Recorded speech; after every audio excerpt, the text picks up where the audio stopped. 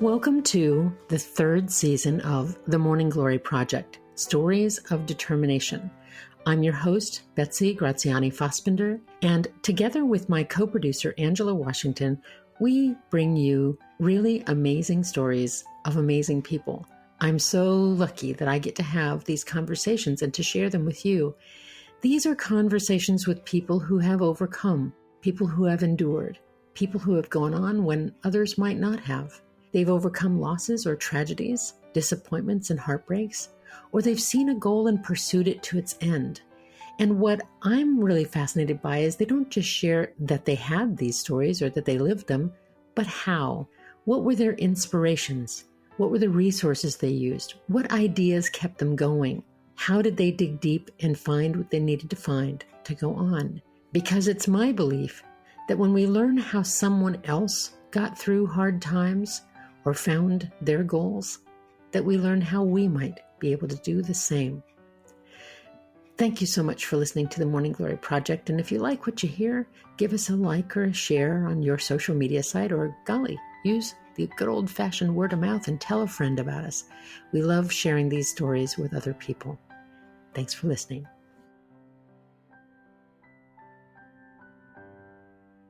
After a long career as a psychologist, organizational consultant, and sports education specialist, George Selleck has had a lot of experience at trying to understand people and helping both clients and athletes to develop healthy life skills.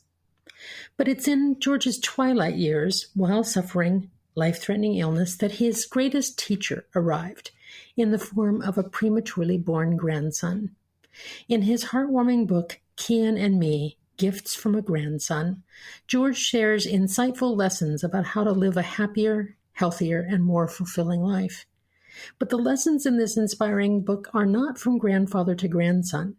Rather, it is Kian teaching his granddad the simple practices for living beautifully. George, thank you so much for being part of the Morning Glory Project. I'm so glad you're here. Well, thank you for inviting me. It's a pleasure to be with you. George, I have only recently met you, and I have met you mostly through the pages of your delightful book, and that's one George that I'm meeting. It's such an inspiring and delightful and charming book of simple wisdom, really. But I think that before asking you about the book and this part of your life, I want to ask you a bit about your early life. Can you tell me, first of all, your age is significant because you're a granddad in this story, but your age and how you grew up. Tell me a bit about your family of origin. Well, I'm 87 years old. I'll be 88 in August. I was born in San Francisco prior to the Second World War. My father had was a dentist serving with the Civilian Conservation Corps in Montana, and when the war broke out, he came back to San Francisco and got himself a job in Compton, California, and we moved to Southern California.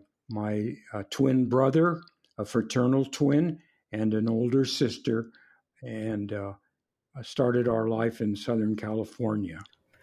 So Compton in that era was not a very diverse community in lots of ways. Can you tell me about that? My understanding is that you were one of the few Jewish families in the neighborhood. Yes. My recollection is there might have been one other Jewish family in the community of about 40,000 people. It was a wonderful place to grow up. It was really the sports capital of the West, if not the nation, and a very kind of sophisticated 6-4-4 6 years of elementary school, 4 years of middle school, and 2 years of high school on the campus with the junior college. Mm-hmm. And sports was sort of my way of getting accepted into the community and finding my way. Was kind of a sanctuary for me. But it wasn't, well, the very fact that you needed a sanctuary says something about your circumstances in your family and in your community. Can you say a bit about what was challenging about that time? Well, as I've reflected and kind of interacted with my history. We were, to my knowledge, as I just mentioned, exposed to anti-Semitism, which was pretty rampant in the late 40s and early 40s and 50s. I had a twin brother who did not graduate from high school, and as one who obtained 12 years of college and 4 years of 4 degrees, I tended to have a lot of guilt about my success on the athletic field and in the classroom. I oftentimes have recalled an incident in the third grade, and was repeated several times, where we had a spelling bee and my brother was across the room from me in the other line, and I would try to misspell a word without the teacher recognizing my intention, so that I could sit down prior to him. In other words, I felt guilty about all my successes, and then the final kind of dagger, I used to call it, in my life was the fact that my father, not able to adjust to his life situation, maybe a serious health problem that I was not aware of, but took his life when I was a young man. So sports and my passion for it became my way out of my self-developed ghetto, and I think had a lot to do with my pushing ahead in life and succeeding on many fronts, but not ever experiencing the joy and the sense of presence in the moment that I have experienced with this grandson, Kian. Well, we're going to get to Kian in just a moment, but I want to linger just for just another moment. I wonder how many times a sibling or a friend has felt it was a push me, pull me kind of thing. On one hand, you were academically skilled. Obviously, you could do school well, but you didn't want to overshine your brother, and you felt guilty about being successful, but you wanted to be successful. So it's like a push and a pull at the same time. And it seems like, and you described that as a young man, and certainly after your father's suicide, but as a young man, and in your 20s, 30s, 40s, and more, that you had a lot of anxiety, and that push and pull seems like a fertile ground for anxiety to grow. There's no doubt about it. I remember very early in life, the first exposure to anything intellectual or educational was the book that you may recall, The Little Engine That Could. And that just somehow took up its residency in my life. I was always a hard worker.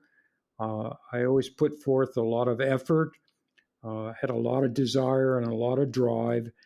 I'd almost say that constellation of factors has been my very best friend in life. But of course, there's a flip side to that, a coefficient of adversity, as they say, where I didn't learn to enjoy or relax or to celebrate the successes that I did have in life. That drive, it's funny. It is a double-edged sword, isn't it? Drive and ambition, because on one hand, it keeps you moving forward, and it can help you be a person of accomplishment and help you build a life of your own design. I think of my own ambitions almost like a finger wagging quality, like, get at it, you've got more to do.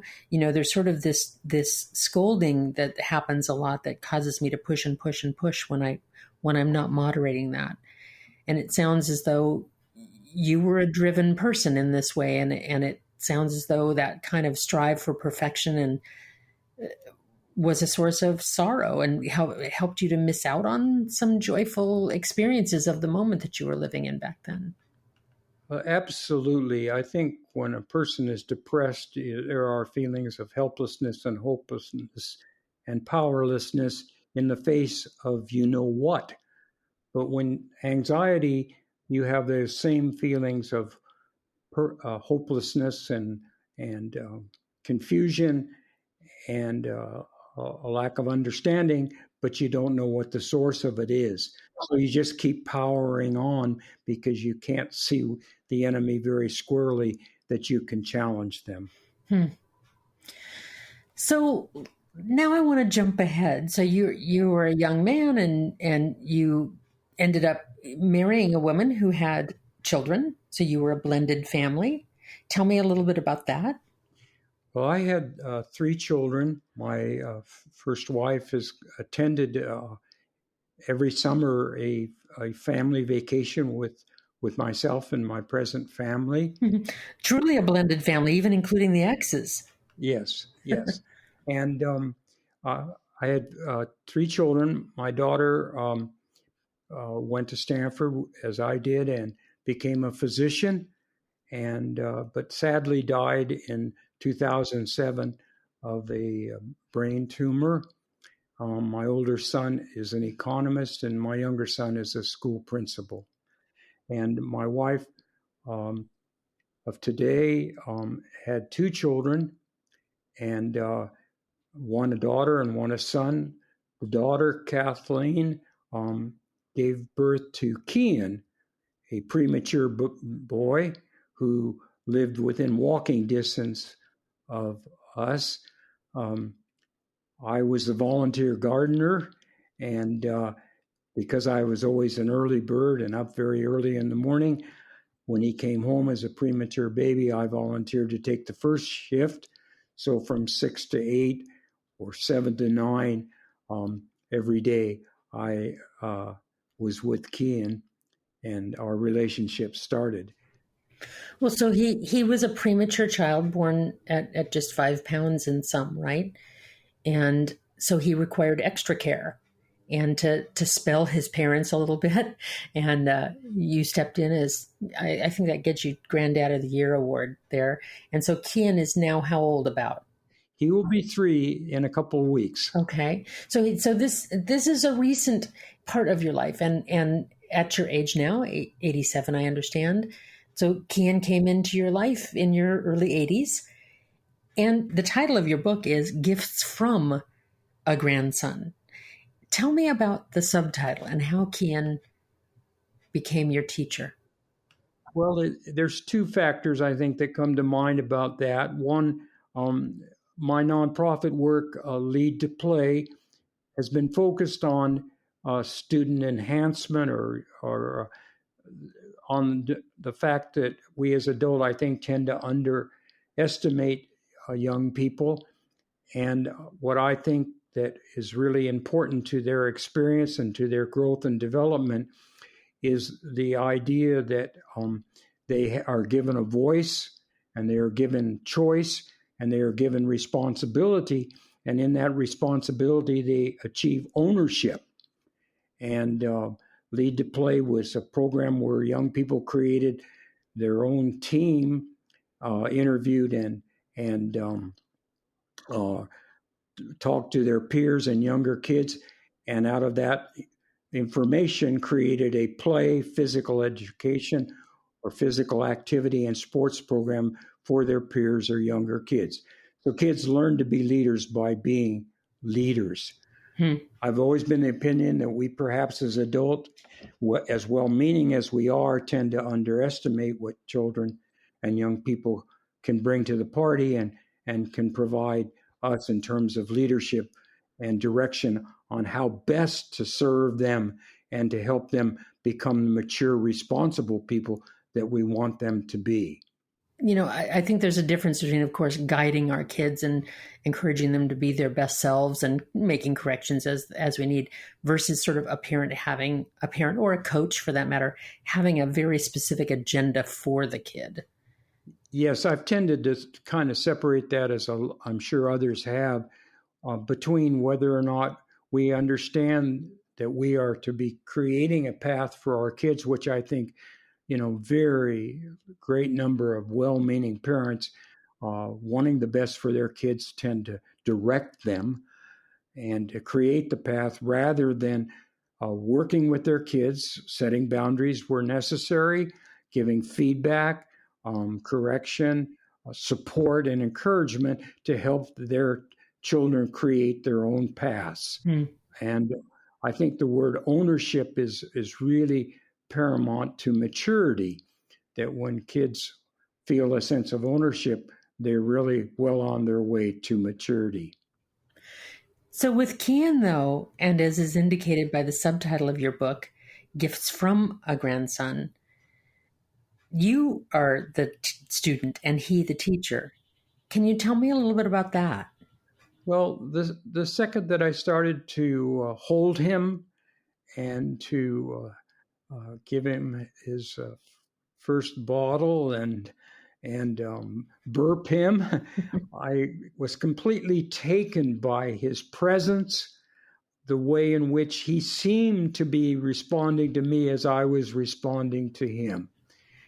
And as a person who's always been perhaps moving, if not going too fast, immediately when I was with Kian, the clock seemed to stop or get lost, and I seemed to become more fully present and available to him because he was available to me. And I have enjoyed every moment and every instance of my life and experience with him over these 3 years. Well, now, George, of course, every loving grandfather is charmed by his grandchildren. But there's another layer of that here. This sounds as if the teacher and student sort of met on the road at the right moment, that he was teaching you to set aside your drive, that this was not the time, certainly because you're older, you're retired, that those things are true. But also, this sounds like it was a lesson for you about stillness and quiet and being in the moment as opposed to thinking about an agenda. Absolutely. And it also was an education for me to correct or to expand on ideas that I had, played with perhaps throughout life, but never really got into very much depth about. I think my educational experience was the fact that I was a very hard worker and that I paid attention and listened, but I didn't do any reflection. When the professor would pass out a class syllabus at the first week of a quarter system that we had in college, I would start to write the term paper before I'd even heard or understood the subject matter, because the anxiety of not doing well was so strong with me that I did not appreciate the opportunity of learning and learn that I really learned to learn for myself. In other words, I could get ideas and concepts in a classroom, but until I made them my own, that they came part of my experience, I really didn't learn anything. So how is it that Kian inspired this as well? He was just so alive. And as he moved into the first 6 months of his life and started to pick up activities, I was amazed by his approach to play, by his approach to curiosity, to his approach of making mistakes. I mean, even when he was starting to walk, he would stumble and fall like any kid, but that didn't bother him. He was up and right at it. In every single activity of his, I was not forced, but I was invited and encouraged to take a more mature, deeper dive into what it was all about, and the positiveness and the beauty of it, and really the new learnings that I was getting from him. It strikes me, George, that an infant and therefore, and later on a toddler, of course, because he's now nearly 3, as well as animals, have a unique ability to be completely and utterly in the present. It's as if they don't have a future or a past. They're just thinking about what they're doing right this minute. And it sounds as though being truly present is a skill that is pretty recently acquired for you. Oh, absolutely. And being truly present and being more authentic, or even perhaps stretching to the best length of my authenticity, because he was modeling that. I mean, his enthusiasm, his energy, his childlikeness versus childishness were such beautiful things to behold that I was learning and soaking it up and uh, relishing in it and enjoying it. Uh, I can honestly say that I have enjoyed every moment that I have ever been with Kian. Uh, I think his parents are absolutely amazing. Um, One thing I think about often is their approach to him when he's a little flustered or he's, having a little protest about what they do. The mother or the father would say, "Now, Kian, use your words. Tell us what is going on with you," which would force him immediately to get out of his emotional response and into the experience of using his words to say what he was feeling or thinking or what was bothering him. Mhm. And something that's very different than your growing up experience with a dad that couldn't articulate his own needs, and perhaps that was part of what fueled the end of his own life. I know that I know in my own family, being a survivor of suicide in my own family, I often think, oh gosh, if they could just have spoken about what was harming them or hurting them or worrying them so badly, perhaps they'd still be here. Yes, I think that's very true. I think my mother was completely absorbed in the concerns for my twin brother, who was not doing well at all in any way, and drank a little bit too much that impacted her life. So the dysfunctional family was a very powerful experience in my growing up. And I think being with Kian has taught me so much, and and his family experience and how they have dealt with him has been a wonderful uh, thing for me to observe and to enjoy. You know, as you talk, I'm reminded my sister is a speech and language pathologist, and she tells me that when babies are born, every baby born, no matter where they are in the geography of the world, they have the capacity for every sound in every language. The clicks in African languages, for example, and the the unusual sounds that French language makes that seem so hard for us to form. The point of this is that we're born with all of them, and we don't get reinforced. We don't retain all of them. Some of them fade away, so that if I were to try to make the sounds, the clicking sounds of African languages, I'm unable to do that. So it seems that these gifts, these lessons that Kian teaches you through these books, throughout that you talk about throughout your book, the lesson of curiosity, the lesson of learning how to learn, the gift of making mistakes, the gift of being yourself, those things are things that we're all born with, but that we unlearn somehow. Does that seem true to you? It certainly does. I wouldn't want to make too big a generalization here and then be insensitive to so many thousands and millions of well-meaning parents. But I think every kid has unlimited potential, and but we aren't educated to know how to embrace and to support and to encourage that potential. We're just trying to get through the day. We're trying not to make mistakes. We're trying to stay on our jobs and succeed, or take care of other uh, economic needs or whatever.